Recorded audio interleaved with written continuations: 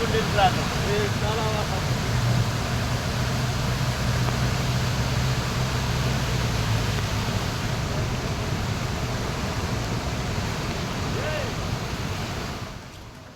பெஞ்சல் புயல் தொடர்பான பெருமழை குறித்த மிக முக்கிய செய்தி. சேலம் மாவட்டம் ஏற்காட்டில் மண் சரிவால் சாலை அடியோடு துண்டிக்கப்பட்டிருக்கும் அண்மை காட்சிகள். குப்பனூரிலிருந்து ஏற்காடு செல்லும் சாலையில் மண் சரிவு ஏற்பட்டு போக்குவரத்து கடுமையாக பாதிக்கப்பட்டிருக்கிறது.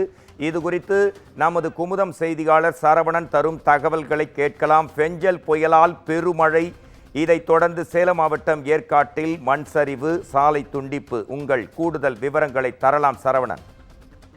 வணக்கம் மோகன்ராஜ். அதாவது புயலுடைய தீவிர காரணமாக பார்த்தோம்னா சேலம் மாவட்டம் ஏற்காடு அதனை சுற்றி உள்ள மலைப்பகுதிகளில் அதிக கனமழை பெய்திருக்கு.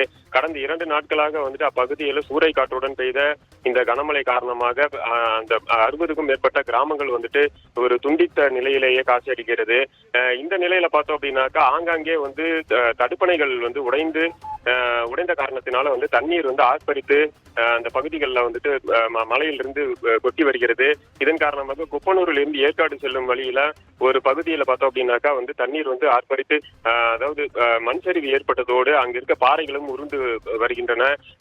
பொதவென தண்ணீர் அதிக அளவு ஆர்ப்பரித்து கொட்டுவதால் அப்பகுதியில போக்குவரத்து துண்டாகி இருக்கிறது.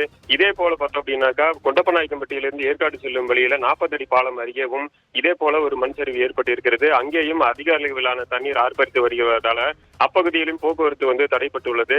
இந்த இரு வழிகளும் ஏற்காடு செல்லும் வழியில மேலே ஏறுவதற்கும் ஏற்காட்டிலிருந்து தரைப்பகுதிக்கு வருவதற்கும் வாகன போக்குவரத்து முற்றிலுமாக தடை செய்யப்பட்டுள்ளது.